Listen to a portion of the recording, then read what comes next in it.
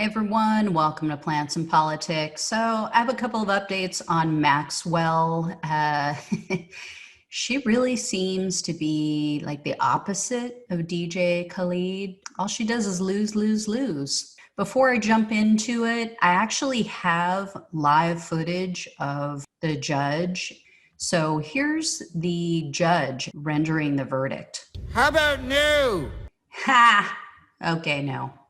Yeah, for anybody listening on the podcast who can't see that, obviously, that was Dr. Evil from Austin Powers. So that was not the judge. The judge is not evil. The judge has actually been pretty great in this case. But anyway, Maxwell was given a no.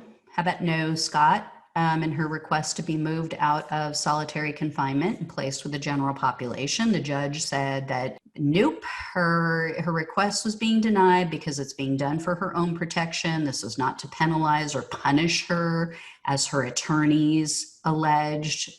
They said, of course, that she was not being treated fairly. She wasn't being treated like the other prisoners. But the judge said, no, this is a very legitimate reason for doing this. She did say, however, that she would look at it, that she wanted them to report back to her every 3 months on the conditions of her incarceration and see if there's anything that needed to be adjusted. The judge also ruled that prosecutors do not have to provide the names of her alleged victims, at least not yet.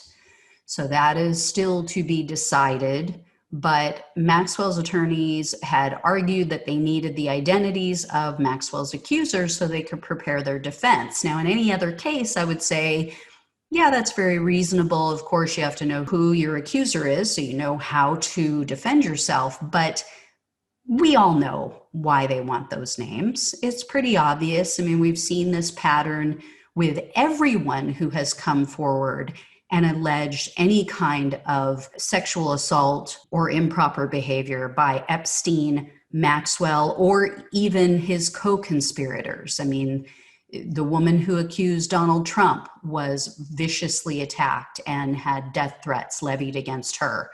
So prosecutors rightfully argued that their names need to remain secret to protect them, not only as victims of sexual assault when they were minors, which is the law of the land, but also from the media or anyone who might be interested in harming or intimidating them into shutting them up. So the judge ruled that their identities could remain private at least until November. So that's when the deadline for discovery officially passes. And discovery, for anybody listening from another country, I don't know if that's the same in other countries, but of course you have a certain window of time where you have to provide the other side with all of the evidence against them. So that is when the deadline for discovery ends in November, and the judge said at that time, Maxwell's defense attorneys could make a new request. They could refile the request to release the names of the alleged victims' identities. So we'll see what happens at that time. But yeah, she's just, she's on a losing streak. You gotta love it. All right. Anyway, guys, as always, like, share, subscribe. I'll talk to you soon. Take care. Thanks for listening to Plants and Politics. The only way we can take our country and power back is to spread the truth and build an army. So remember to like, follow, subscribe, and share on Facebook, YouTube, and wherever you listen to your podcasts. Thanks again.